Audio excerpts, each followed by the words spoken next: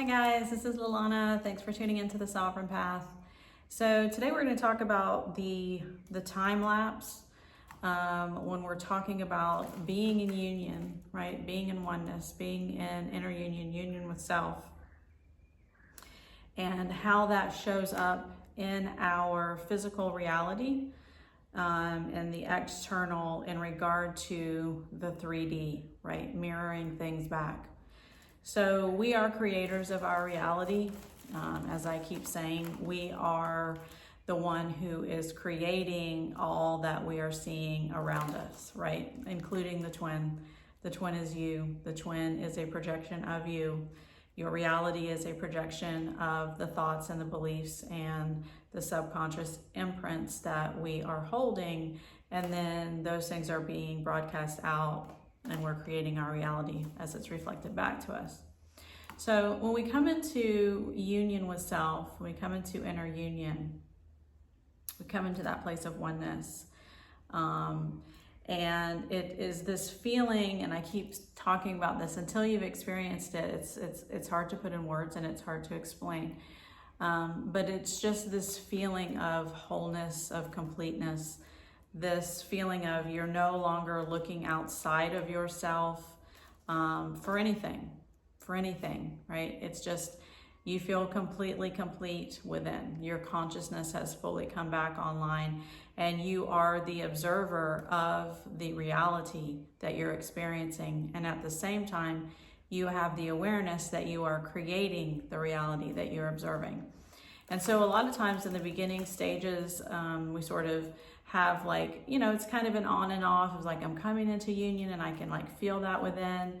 Am I there yet? Have I anchored this?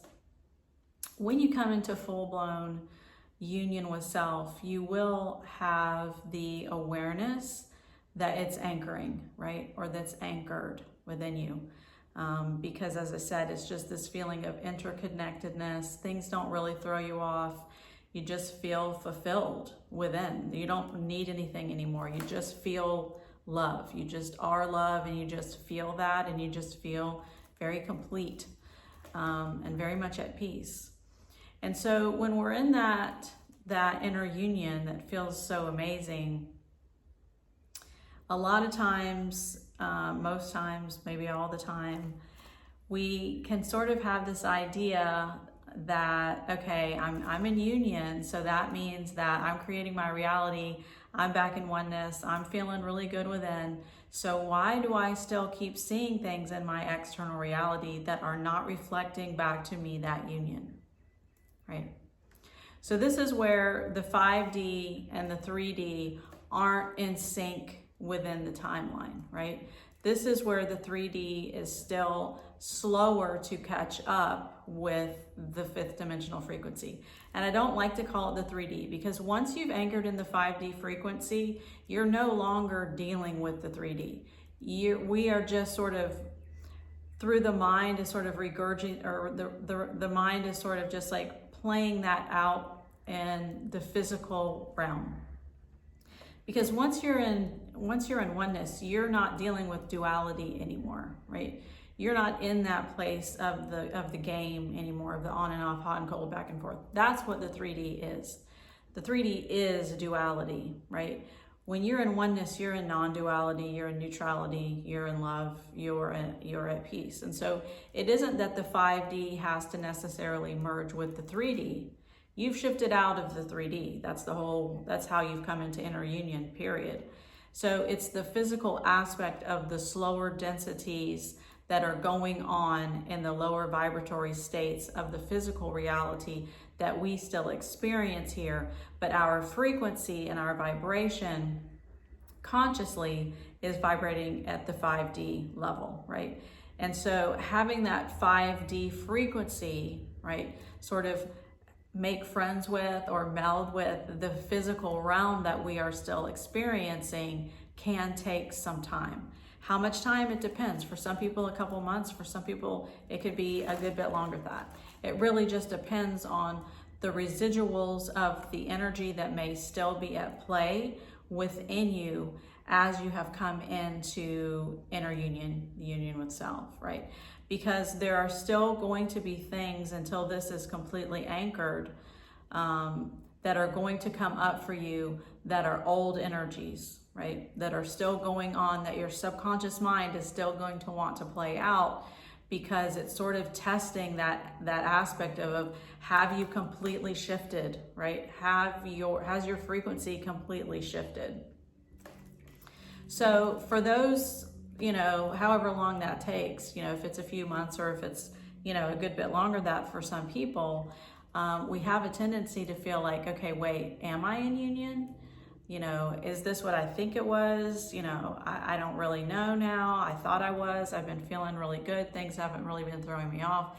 I'm not reacting to things in the same way that I was. And if I do react, I catch myself and I'm observing myself and I'm noticing, wait a second, my mind is coming in now, or my ego or my emotionality. How much power am I giving that? I'm aware now that that is not who I am, that I am just pure source consciousness having an experience, and that neutrality and peace is my natural state. So when we catch those triggers come up, we're usually quick to notice, okay, wait, this is just old energy. This is a trigger that I used to have. And then we'll sort of see, like, how much grasp does this have on me, right? How much is this still pulling me around? And this alone will sort of tell you if you're still sort of weaving back and forth between coming into union and actually anchoring it, or if you have actually anchored it. Because if you have actually anchored it, the potential triggers that may still come up are going to be quick and they're going to be over fast. Sometimes within minutes, sometimes within 30 minutes, but quick enough to where whatever emotion you're feeling is going to come up, you're going to let it go through you. It's not going to hang on, and then you're going to be clear again and you're going to be fine, because your natural default state is resting in neutrality, right? And so you're not getting yanked around anymore like at a Raggedy Ann doll, right? I say attached to a carousel or a merry-go-round. That's not your state of being anymore. That being said, when you're around other people, say your twin specifically, but also if you're around family members or friends or at work and things like that, and you've anchored union, or you're coming into anchoring union within, and you're still noticing, like, this is still kind of getting on my nerves, or this still kind of triggers me a little, or I'm still really sensitive when I'm around certain people, or I'm still picking up all of this energy, in crowds. Why can't I, be strong enough to sort of maintain my own energetic system?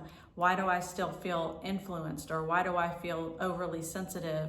Or, why is this emotion coming up if my twin does X, Y, Z? Or why am I still not in physical union, right, with my twin? Or why does the physical union that I am in not necessarily look the way that my mind wants it to look, or my ego wants it to look? So these things are going to come up, right? So I just kind of want to put that out there. These things are going to come up. It's just that as you're coming into union, as I said, they're not going to have that hold on you that they used to have. You will notice that things are just not having the same kind of grip.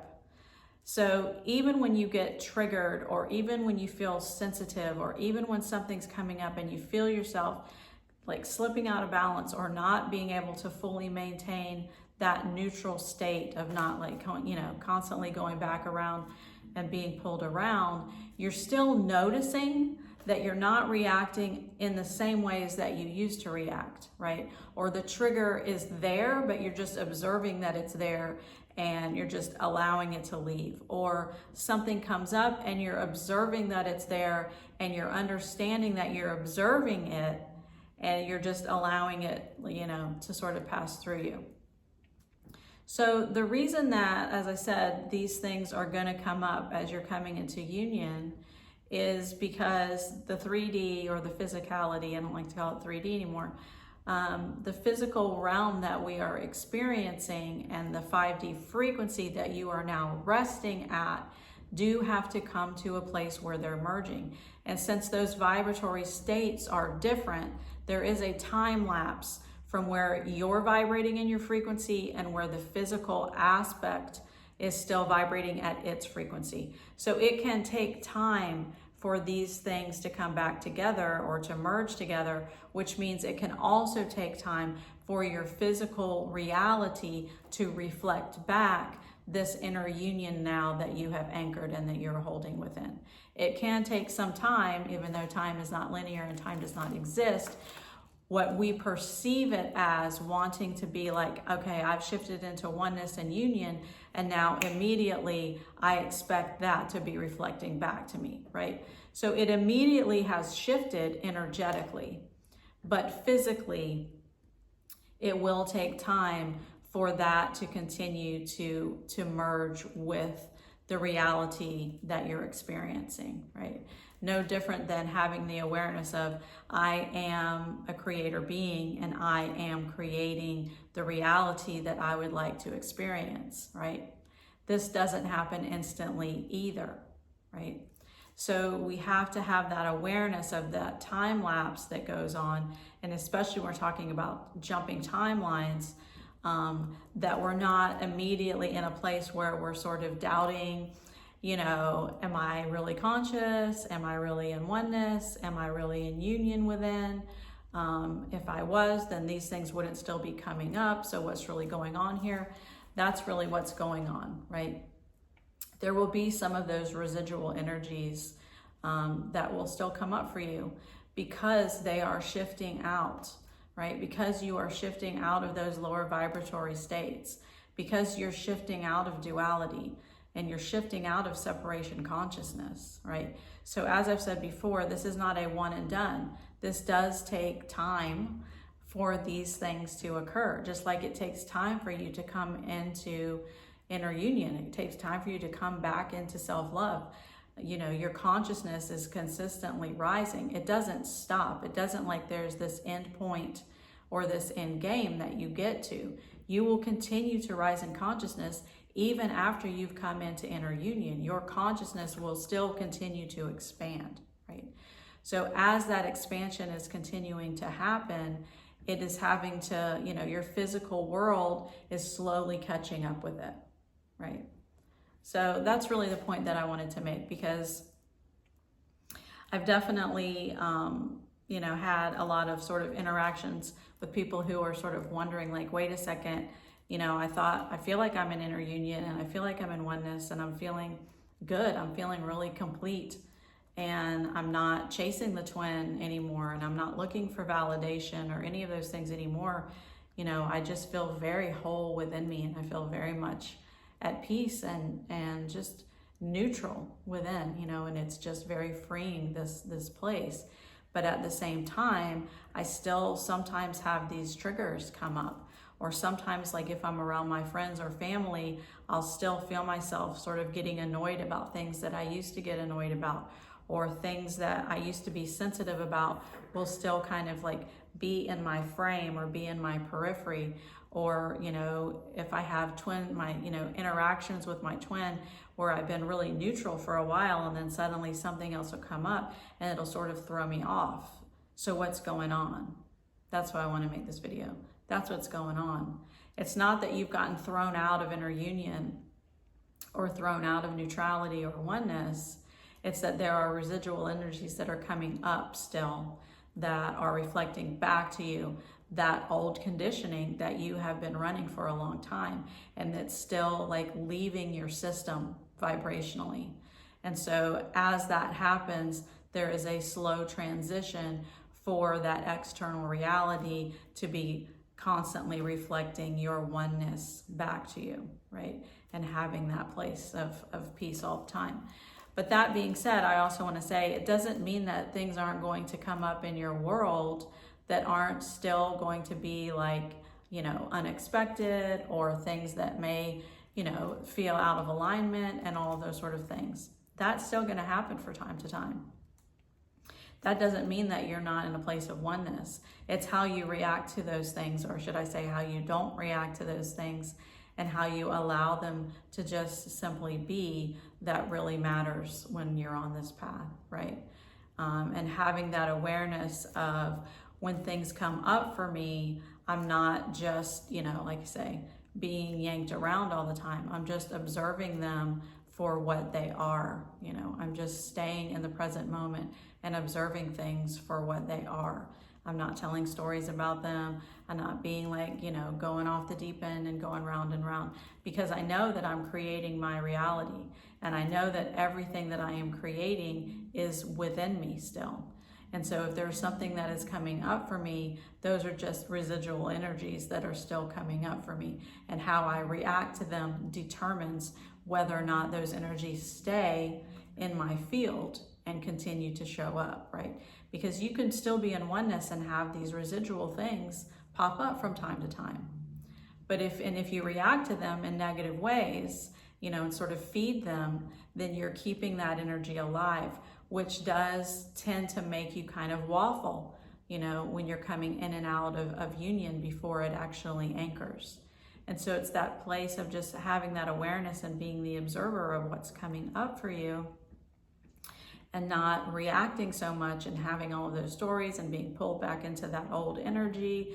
And the next thing you know, your mind is doing all of these things and blah, da, da, da, da, da, right? And you're still kind of being yanked around, right? You are the creator of your reality, of your existence, of all of it. We are the creator of that. And it is determined by how we are feeding our energy, right? What we're feeding our mind, what we're feeding our emotion, what we're feeding everyone around us, what we're feeding ourselves in every aspect of that, right? And so that's really what this path is about. So it's coming back into true full-blown consciousness is about, is where am I, you know, bleeding my energy out and giving focuses on things that are not nurturing, right? That are not self-loving, that are not coming back into the true awareness that I am pure source consciousness and that I am completely love always, all the time, and I don't need any validation from anything outside of me because I am that. So just wanted to put that out there for anybody else who was sort of pondering on coming out of that feeling or that state of inner union, and how that can sort of come up from time to time, and people sort of wonder, wait a second, I've been doing so good and now I'm like, what's the deal, right? So just observe that for what it is. Don't feed into it, right? It's just old energies that are coming up for you, and you can just let them go, right? They're not a part of your reality anymore. You're creating a new reality for yourself. So I hope that helps. You guys have an awesome day.